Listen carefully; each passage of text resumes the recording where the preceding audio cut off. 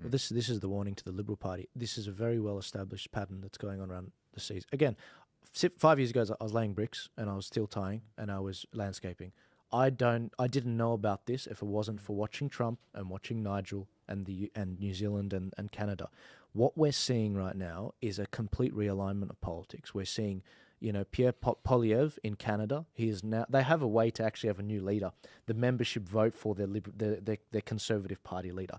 He is set to take the government at the next election there in Canada.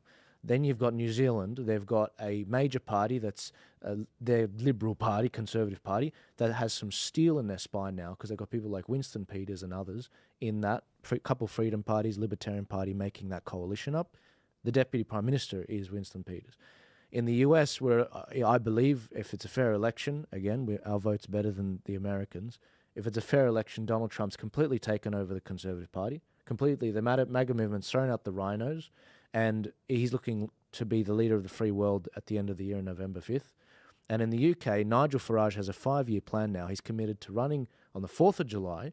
He says, we're going to be the second largest party. We won't be the ones that, I won't be the Prime Minister, but I'm committing to 5 years, this election and the next one, so that we can take back control of our country, execute Brexit in the right way. And he's realistic about this. And I totally think he's going to do it. Now, Peter Dutton, you can be that guy, or we can F around for a few more elections, and eventually it'll be forced out of your hands by the likes of Craig Kelly and others in these minor parties. And I guess that's brings us to a nice, neat close to the show. Forces like this, journalists like Avi and Rukshan and others, commentators like those around the panel, and active people committed to educating the grassroots in this country, the activists. We're not going away. And thanks to COVID, we all found each other. So now you're very far away from the reinforcements in Europe, 14,000 Ks away from, the Middle East. You're kind of isolated here, and 60 to 70% of the country against you, as The Voice showed. It's a ticking time bomb. You can either set it right, or just as Nigel and the other countries are showing, we're going to set it right.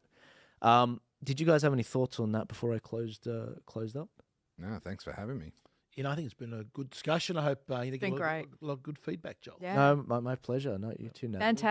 Fantastic start for a first show. Congratulations, Joel. Absolutely. Look, I'm looking forward to having you guys back. I hopefully have Graham Hood and John Larder and one other next week and in the coming weeks.